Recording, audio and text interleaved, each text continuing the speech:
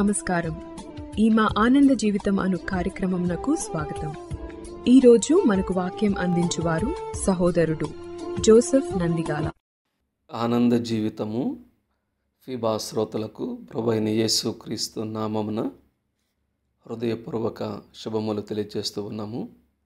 మీరందరూ కూడా ప్రభు యొక్క మహాకృపను బట్టి క్షేమముగాను సంతోషముగాను ఉన్నారు అని మిమ్మలను బట్టి దేవుని స్తుతిస్తూ ఉన్నాము. మీ కొరకు ప్రార్థన చేస్తూ ఉన్నాము.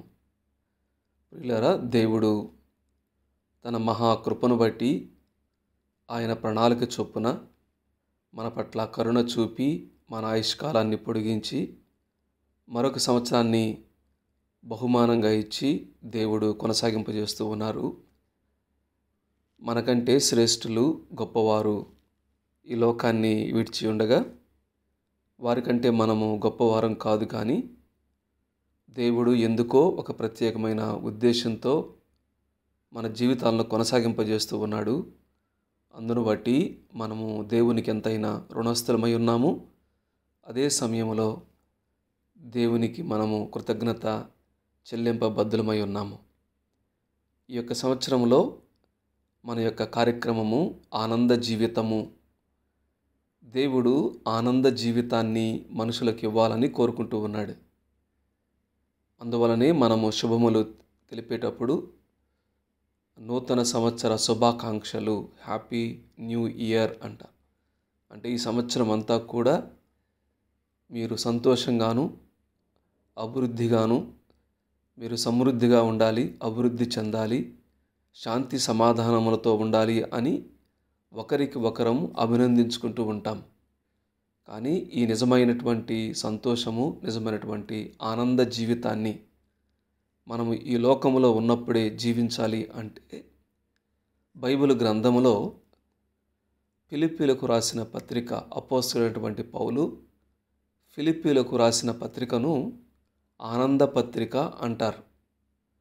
ఎందుకంటే ఆ పత్రికలో ఆ రచయిత పౌలు గారు అనేక పర్యాయములు సంతోషము ఆనందం అనే మాట సుమారు 4 అధ్యాయాలలో 16 సార్లు ఆ మాట ఉపయోగించాడు. కాబట్టి ఫిలిప్పీలకు రాసిన పత్రికను ఆనంద పత్రిక అని చెప్పని అంటారు. కాబట్టి ఈ సమయంలో ఈ ఆనంద జీవిత కార్యక్రమంలో ప్రారంభంగా మనము ఆ ఆనంద జీవితానికి రహస్యం ఏమిటి? ఫిలిప్పీలకు రాసిన పత్రికలో రచయిత తన ఆనందానికి కారణాలు ఏమని చెప్తూ ఉన్నాడు. ఎందుకు ఆయన ప్రతి పరిస్థితిలో కూడా ఆనందించుడి, ప్రభువునందు ఆనందించుడి, నేను మరలా చెప్తున్నాను ఆనందించుడి అన్నాడు. బైబిల్ గ్రంథములో ఇది మీకు క్షేమకరము అన్నాడు. 3వ అధ్యాయము 1వ వచనములో, మెట్టుకు నా సహోదరులారా ప్రభువునందు ఆనందించుడి, అదే సంగతులను మీకు వ్రాయుట నాకు కష్టమైనది కాదు, మీకు అది క్షేమకరము అన్నాడు. ప్రియులారా, ఆనందంగా వ్యక్తిగతంగా అయినా కుటుంబాలుగా అయినా మన సంబంధాలలో మన సహవాసాలలో ఆనందం ఉండుట అది మనకు క్షేమకరం. అదే సమయంలో నెహెమ్యా గ్రంథంలో ఒక మాట అన్నాడు, యెహోవాయందు ఆనందించుట వలన మీరు బలము పొందుతారు అన్నాడు. ఆనందము, దేవుని యందలి ఆనందము బలాన్ని కలుగజేస్తుంది. దేవుని యందలి ఆనందము, ప్రభువునందు ఆనందము అది మనకు క్షేమకరము అన్నాడు. ప్రభువునందు ఆనందించండి, మరలా చెప్తాను ఆనందించండి అని సమాధానాన్ని గురించి చెప్పాడు. కాబట్టి ఆనంద జీవితాన్ని దేవుడు మానవులందరికీ కూడా ఇవ్వటానికి ఆశపడుతూ ఉండగా ఈ ఫిలిప్పీలు రాసినటువంటి పత్రిక నుండి ఈ వారము రాబోయేటువంటి 3-4 వారాలు ఈ ఆనంద జీవితానికి అవసరమైనటువంటి ఆధ్యాత్మిక విషయాలను మనము ధ్యానం చేయడానికి ప్రయత్నం చేద్దాం. ఈ ఆనంద జీవితానికి కారణం ఏమిటో మనం ఆలోచన చేద్దాము. ఫిలిప్పీలు రాసిన పత్రిక 1వ అధ్యాయము 3 నుంచి 6 వచనాలు కలిపి ఉన్నాయి. అక్కడ ప్రతి ప్రార్థనలో ఎల్లప్పుడూ సంతోషముతో ప్రార్థన చేయొచ్చు అనే మాట ఉపయోగించాడు. అలానే 25-26 వచనాలలో మీరు విశ్వాసమునందు అభివృద్ధియు ఆనందము పొందునట్లు అనే మాట ఉపయోగించాడు. నా బంధకముల్లో కూడా నేను సంతోషిస్తాను అనే మాట పౌలు గారు అక్కడ ఉపయోగించినట్లుగా మనకు ఉంటుంది. కాబట్టి ఈ మొదటి అధ్యాయములో ఆయన సంతోషము, ఆనందము అనే మాట వాడాడు. అలానే 18వ వచనంలో ఏ విధము చేతనైనను క్రీస్తు ప్రకటింపబడుచున్నాడు, అందుకు నేను సంతోషించుచున్నాను, ఇక ముందును సంతోషింతును. ఇప్పుడు సంతోషిస్తూ ఉన్నాను, రాబోయే రోజుల్లో కూడా ముందు కూడా నేను సంతోషిస్తాను అన్నాడు. ఒకవేళ ఈ రచయిత పౌలు గారిని మీ సంతోషమునకు కారణమేమిటి, ఆ సంతోషము మేము కూడా అనుభవించవచ్చా, ఆ ఆనందాన్ని మేము కూడా అనుభవించవచ్చా అని అడిగితే ఆయన చెప్పేటువంటి మాట ఏమిటంటే, అవును, ఈ సంతోషాన్ని మీరు కూడా అనుభవించవచ్చు, ఈ ఆనందాన్ని మీరు కూడా అనుభవించవచ్చు అని ఆయన జ్ఞాపకం చేస్తాడు. ఈ పత్రిక రాసిందే ఆయన సంతోషిస్తూ ఉన్నాడు. ఎవరైతే ఇది చదువుతారో వారు కూడా ఆనందంగాను సంతోషంగాను ఉండాలి అని ఆయన కోరుకుంటూ ఉన్నాడు. కాబట్టి మీరు కూడా సంతోషించండి అనే మాట ఆయన వ్రాస్తాడు. ఇంతకీ ఆయన సంతోషానికి కారణమేమిటో మొదటి అధ్యాయములో దాదాపు 18 సార్లు ఒక మాట ఆయన మరలా వాడుతూ ఉంటాడు. ఆ మాట ఏమిటంటే క్రైస్ట్ అనే మాట. క్రీస్తు యేసునందు పరిశుద్ధులు అన్నాడు, క్రీస్తు నుండే మీకు కృపా సమాధానము అన్నాడు, క్రీస్తు దినము అన్నాడు, క్రీస్తునందు దయారసము అన్నాడు, క్రీస్తునందు నీతి ఫలములు, క్రీస్తు నిమిత్తము, క్రీస్తును ప్రకటించుట, నా శరీరమందు క్రీస్తును గణపరచుట అని అనేక పర్యాయములు క్రీస్తు క్రీస్తు క్రీస్తు అనే మాట ఆయన ఉపయోగించాడు. క్రీస్తు నందు అంటే ఆయన ఆనందమునకు బంధకాల్లో ఉన్నాడు, కష్టాల్లో ఉన్నాడు, ఒక రకంగా అటు ఇటు కదలలేనటువంటి పరిస్థితుల్లో ఉన్నాడు, ఇబ్బందుల్లో ఉన్నాడు, కొంత కక్ష అసూయ లాంటి పరిస్థితుల్లో ఉన్నారు, ఆయనంటే ఇష్టపడని వారు ఉన్నారు, చుట్టుపక్కల పరిస్థితులు అన్నీ కూడా ఆయనకు అనుకూలంగా ఏమీ లేవు. ఒకవేళ ఆయన బంధకాల్లో ఉన్నాడు కాబట్టి కేసు ఏదైనా ఓడిపోతే ఆయనకు శిక్ష, శిరచ్ఛేదనం ఉంటుంది. వీటన్నిటి మధ్య కూడా నేను సంతోషిస్తూ ఉన్నాను, నేను ఆనందిస్తూ ఉన్నాను అన్నాడు. కారణం ఏమిటంటే ఆయన చెప్పినటువంటి మొదటి అధ్యాయంలో 18 సార్లు కేవలం క్రీస్తు అనే మాట వాడాడు. కాబట్టి మొదటి కారణం ఏమిటంటే ఆయన క్రీస్తునందు మీకు ఆనందం ఉంది, క్రీస్తునందు నేను ఆనందిస్తూ ఉన్నాను, ఎవరైతే క్రీస్తునందు ఉంటారో వారికి ఆనందం ఉంది అన్నాడు. ఏ విధంగా క్రీస్తునందు ఉంటారు, అసలు ఈ క్రీస్తు ఎవరు అని ఆయనే 2వ అధ్యాయంలో చెప్పాడు.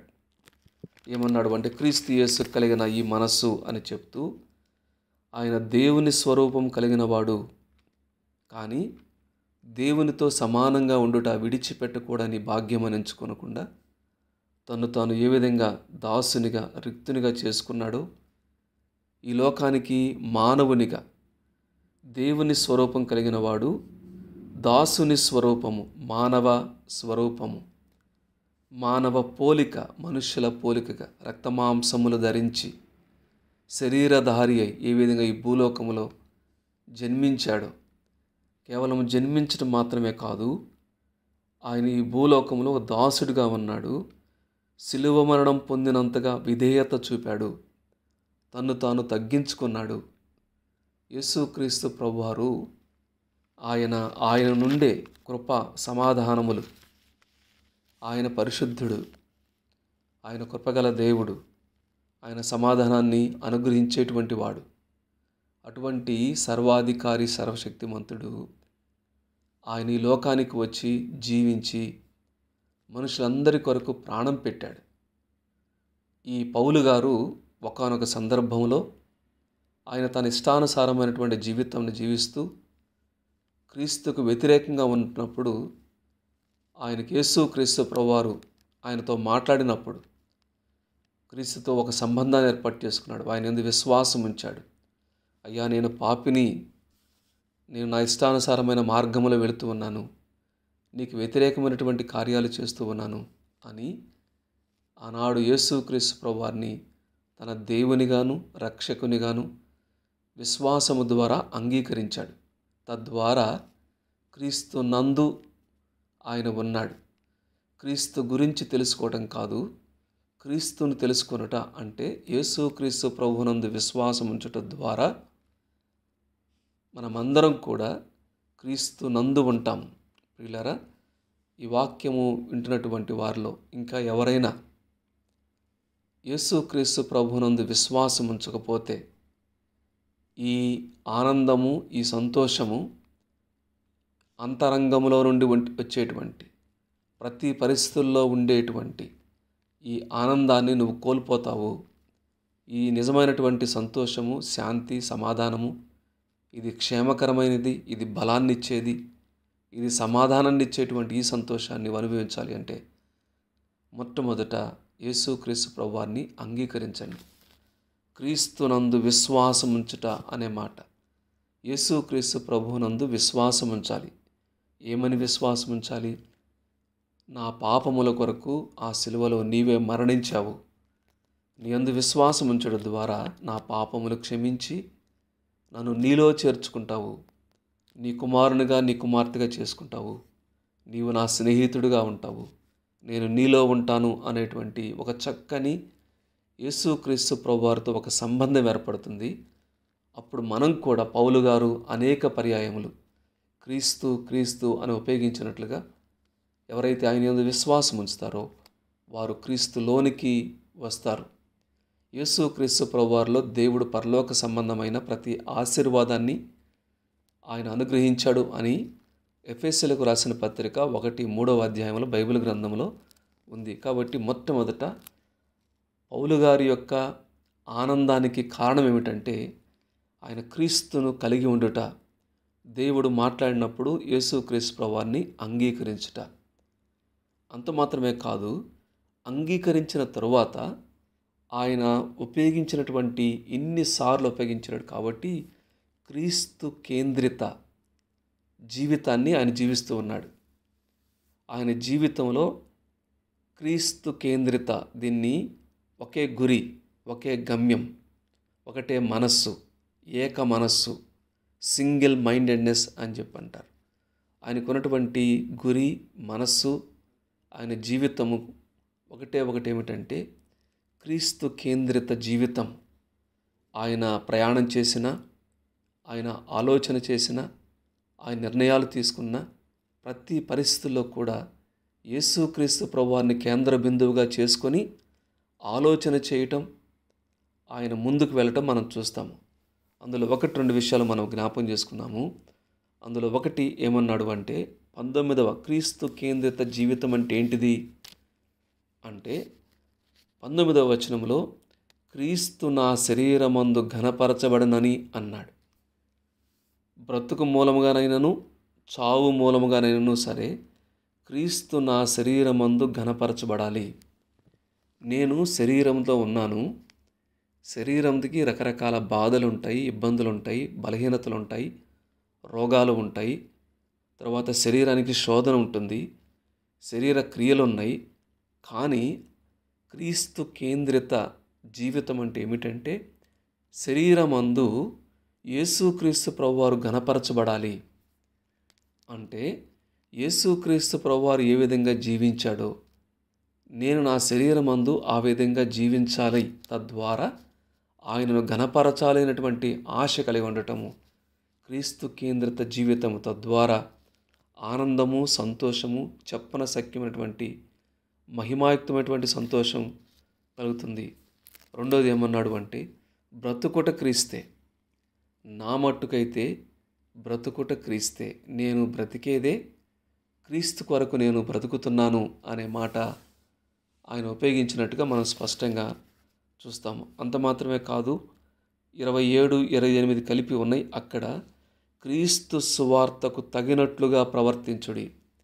ఆయన ప్రవర్తన, ఆయన మాట, ఆయన పలకరింపులు, ఆయన అనుదిన దినచర్య ఏదైతే చేస్తాడో ఇవన్నీ కూడా క్రీస్తు సువార్తకు తగినట్లుగా ప్రవర్తిస్తున్నట్లుగా మనకు ఉంటుంది. అలానే క్రీస్తునందు అతిశయము అన్నాడు 24వ వచనములో. క్రీస్తు యేసునందు మీకున్న అతిశయము అధికమగునట్లు ఆనందము పొందు నిమిత్తము, అంటే క్రీస్తునందే అతిశయము. అంత మాత్రమే కాదు, ఏమంటాడు అంటే ఆయనకున్న ఆశ ఏమిటంటే నేను వెడలిపోయి క్రీస్తుతో కూడా ఉండాలి అనేటువంటి ఆశ కూడా ఆయన వ్యక్తపరుస్తూ ఉన్నాడు. కాబట్టి ఒకటి, యేసుక్రీస్తు ప్రభువారిని అంగీకరించాడు, విశ్వాసం ఉంచాడు. 2, ఆయన యొక్క జీవితము క్రీస్తు కేంద్రిత జీవితాన్ని ఆయన జీవిస్తూ ఉన్నాడు. 3వది ఏమన్నాడు అంటే క్రీస్తును ప్రకటిస్తూ ఉన్నాడు. చూడండి 18వ వచనంలో, ఏ విధము చేతనైనను క్రీస్తు ప్రకటింపబడుచున్నాడు, అందుకు నేను సంతోషిస్తున్నాను. యేసుక్రీస్తు ప్రభువారు ఎవరు ప్రకటించినా, ఎక్కడ ప్రకటించినా, ఏ విధంగా ప్రకటించినా, అది వారు కోపముతో ప్రకటించిన, మంచి మనసుతో ప్రకటించిన, ఆయనకున్నటువంటి ఆనందం, సంతోషం ఏమిటంటే క్రీస్తు ప్రకటింపబడుచున్నాడు అనేటువంటి సంతోషము ఆయనకున్నట్టుగా మనకు ఉంటుంది. ప్రియులారా, ఈ సమయంలో వాక్యము వింటున్నటువంటి మీలో, లేకపోతే మనం అందరం కూడా ఈ యొక్క నూతన సంవత్సరంలో ఆనందకరమైనటువంటి జీవితాన్ని జీవించాలి అంటే 3 ప్రాముఖ్యమైనటువంటి విషయాలు మనం చూసాము ఫిలిప్పీయులకు రాసిన పత్రిక 1వ అధ్యాయం నుంచి. 1, క్రీస్తు యేసునందు విశ్వాసం ఉంచుట. ఇంకా ఎవరైనా సంవత్సరములు జరుగుతున్నా, దేవుడు మాట్లాడుతూ ఉన్నా, క్రీస్తు గురించి తెలుసు కానీ క్రీస్తుతో ఒక సంబంధం లేకుండా ఉంటే, ఈ దినానైనా యేసుక్రీస్తు ప్రభువారిని సొంత రక్షకునిగా అంగీకరించండి. ఆయన నీతో మాట్లాడుతూ ఉన్నప్పుడే ఆయన మాట వినండి, ఆయన హృదయంలో చేర్చుకోనండి, ఆయన యందు విశ్వాసం ఉంచండి. తద్వారా నీవు క్రీస్తునందు విశ్వాసం ఉంచుతావు. 2వది, క్రీస్తు కేంద్రిత జీవితము కలిగి ఉండుట. అది శరీరమందు క్రీస్తుని కనపరచుట, అతిశయించుట, సువార్తకు తగినట్లుగా ప్రవర్తించుట, ఇవన్నీ కూడా క్రీస్తు కేంద్రిత జీవితం. 3వది, మన జీవితాల ద్వారా క్రీస్తును ప్రకటించుట.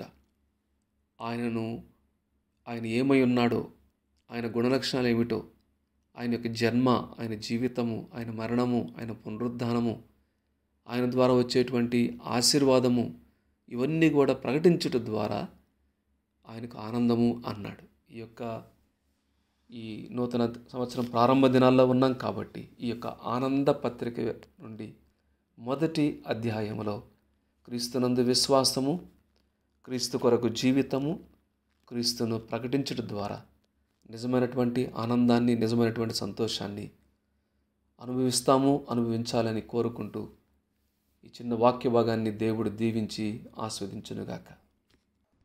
ఇంతవరకు మీరు విన్న ఈ కార్యక్రమము మీకు దీవెనకరంగా ఉన్నదని మా నమ్మకం. ఈ కార్యక్రమమును గూర్చి పూర్తి వివరాలకై మమ్మల్ని కాంటాక్ట్ చేయవలసిన మా email ID info@fibaonline.org, mobile number 9483013136.